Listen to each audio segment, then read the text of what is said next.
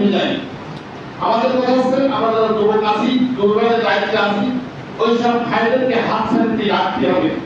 এই যে ইসলামের এই কালেমা তারা আমার চেষ্টা করতে হবে। সাথে সাথে আমাদের যেসব বইগুলো আছে, ইমানের হাকিকাত, ইসলামের হাকিকাত, এইসব বইগুলো সব ভাইদের বড় চেষ্টা করতে হবে। শুধুমাত্র জামাত পরিবার নিয়ে কিন্তু এই যুগের ভাগ এতে চলবে না। আমাদের কিন্তু দিন দিন আমাদের লোক জনগণ কিন্তু করতে হবে।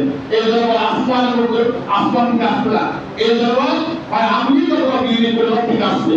ওই পরিবারগুলো ভাই বোন তৈরি, ওই সেই পরিবারের সন্তানদের টার্গেট করতে হবে।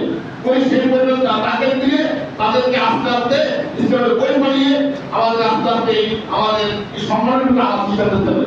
দেখবেন একদিন ওই পরিবারের আত্মাও কিন্তু একদিন আমাদের হয়ে যাবে ইনশাআল্লাহ।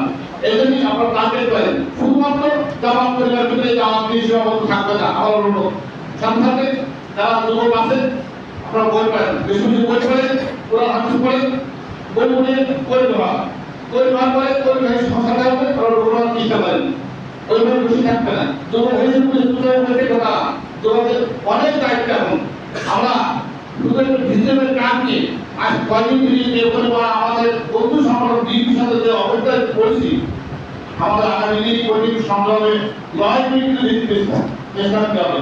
এই জন্যই আমাদের একটা প্রস্তুতি নিতে হবে, জনগণ তৈরি করতে হবে, পাড়ায় পাড়ায় মাঝে আমাদের ভোট তৈরি করতে হবে। আমরা আগামী দিনে আমাদের যে চিন্তা আসছে এমনি কিন্তু আমরা বলতে পারবো না। আমার টার্গেট আগামী দিনে সংসদ হবে বাংলাদেশ জামাতের সংসদ, আগামী দিনের সংসদ হবে ইসলামের সংসদ।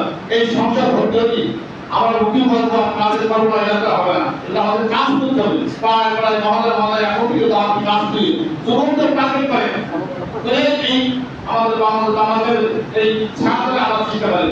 তাহলেই সম্ভব এই বাংলা জমিনে অন্তত ইসলামের পতাকা প্রতিষ্ঠা করা সম্ভব হবে।